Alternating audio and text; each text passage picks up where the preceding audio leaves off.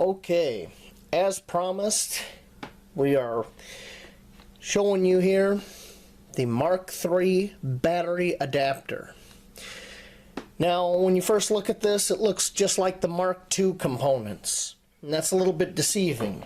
But before I get into explaining what's different and showing you what's new, I first want to talk about the upgrade for your flashlight.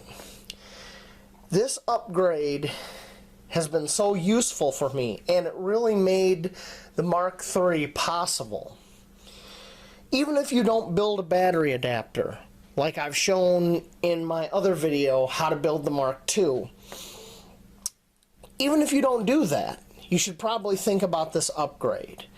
If you're still rocking the incandescent bulbs in the military flashlight, at the very least go with an LED bulb, and at the very least, here's what I went with.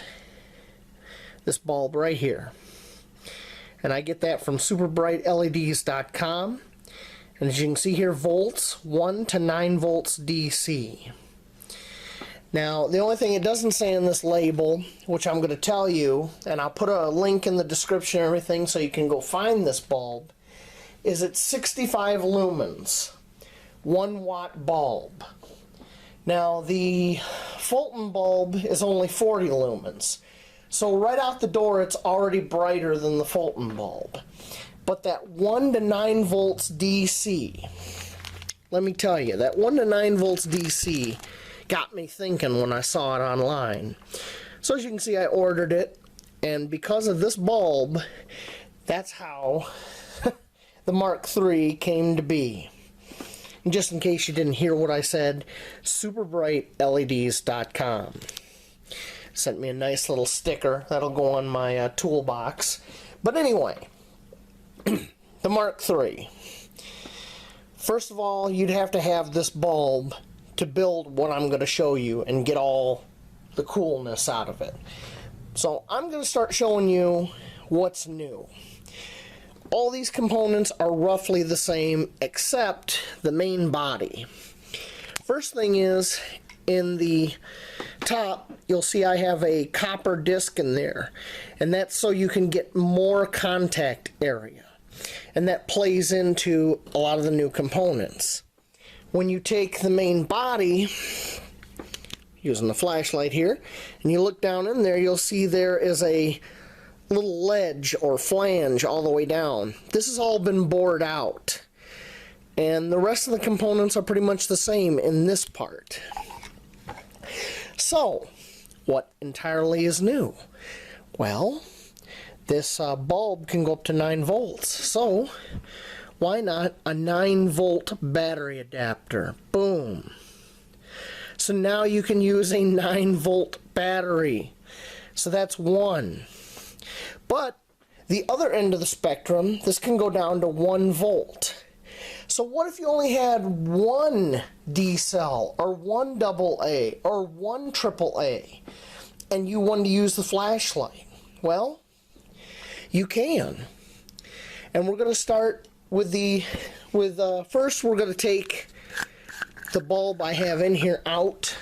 We're going to change it out for the Super Bright LEDs bulb, the PR2 1WHP 9 volt. Put that guy in there. There we go. Put this guy on. We got light. Now I'm going to take, there's a Mark I battery adapter in here. I don't think I've ever shown you guys the original Mark I. It was real primitive. It's got a little copper bottom, which wasn't a good idea on these because the spring, you can see there, gouges into it. So, we're going to start at the low end of the spectrum, the 1 volt, and work our way up. So let's say you only had 1 D battery like I have here, and you want to operate this flashlight. So you would take your D battery, drop it in, and you would take this adapter, which is part of the Mark III I made, which is the bottom side. And you'll notice got a copper disc in there for large contact area, and then we've got the way it's constructed here, you got this inner ring. And that's so you can take this, your main adapter spring, put it in there, take the top part of the main body, and put these two together. And now you just made a dummy D cell, which we're going to drop in here with our D cell. Thread this together, and boom, you got light. And it's, you'll notice it's pretty bright. 65 lumens don't sound like much, but I'm surprised. Okay, so there we just used a single D cell. Pop this apart, set that over there, pop this apart, boom. Now let's say we have a single AAA. Well, you would go ahead and put your single AAA in your AAA adapter sleeve, and then I have this nice little spring, modified spring, goes in there. Take your main body, tube, adapter tube, this guy down in there, put the head on the whole thing,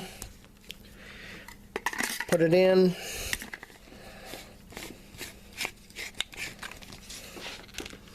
now we got light again off of one AAA.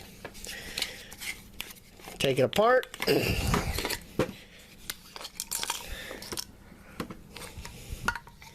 so you do the same thing for the AA. You just leave that adapter tube out, put a single AA, the adapter spring, put this in there, put this guy together, put it in there, put it together, boom, you got light off of one AA. I just can't get over that. Now your run times aren't going to be very long with just one battery like that, but in an emergency, I'll take what I can get. Now, for the main performance, the 9 volt. And here we got a 200 milliamp. This is a rechargeable 9 volt. Got our 9 volt adapter, and you would just snap it on here like you would for any other 9 volt. If you can see, there's a negative wire that goes all the way down in a little groove I cut there to the bottom, and the positive goes to the top. And this guy sets right in there like that. And then this whole thing drops down into the main body, and you put the top on, 9 volt battery. Boom. And light. So there it is, everybody. The new upgrade, which is a bulb, and the Mark III battery adapter. Sure, it adds a few more pieces to the overall thing, and I can hear some people going, well, I don't want to carry all that junk, blah, blah, blah. That isn't the point. The point here, for me anyway, was to have an ability to use the maximum amount of different batteries available so I can use my flashlight in an emergency. Because like I've said in my other videos, I'll say it again, the 2006 blackout. Store I worked at, we sold out of all our AAA, AA, C, D cells. We sold out of everything in 20 minutes. A it was a $10,000 inventory was gone in 20 minutes. We were handwriting receipts. It was crazy.